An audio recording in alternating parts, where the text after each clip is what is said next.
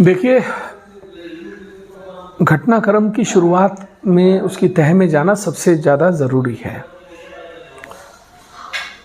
लोग 25-50 हज़ार की मात्र तनख्वाह लेकर अपनी मातृभूमि की रक्षा के लिए सरहदों पर अपनी जान देते हैं, शहीद होते हैं।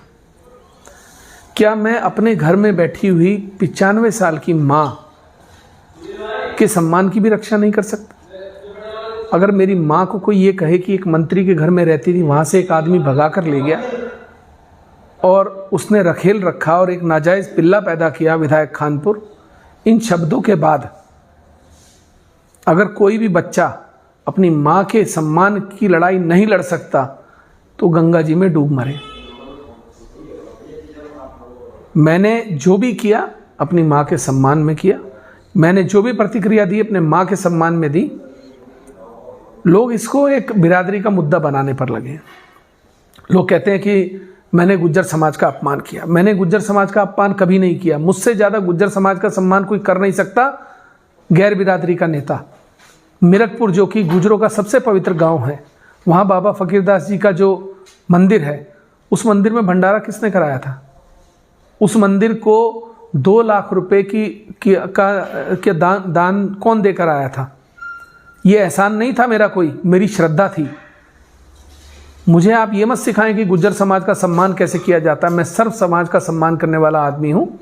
आप बार बार एक बात को आप देखिए, कुल मिलाकर चाहे रानी देवयानी हो चाहे प्रणव सिंह हो, बार बार गुज्जर गुज्जर गुज्जर, जब भी इनके ऊपर आपदा आती है ये गुज्जर समाज का संरक्षण लेने चल देते हैं।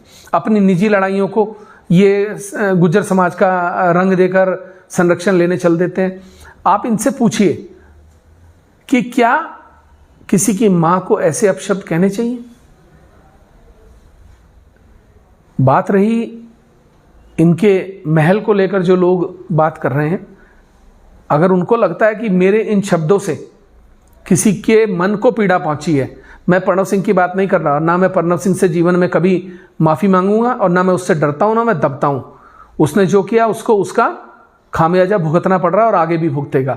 लेकिन अगर किसी समाज को लगता है कि उनके मन को पीड़ा हुई है, बिरादरी को लगता है, गुजरों को लगता है मैंने महल के लिए कोई अपशब्द कहे हैं, उत्तेजना में मेरे से कोई अपशब्द निकले हों, मैं माफ़ी मांगने के लिए तैयार हूं, सार्वजनिक, पूरे समाज से। लेकिन समाज एक बात ये कह दे कि प्रणव सिंह भी मेरी माँ से उनके अपमान करने की, उन्हें रखेल कहने की माफ़ी मंगवाएगा, मैं तैयार हूं।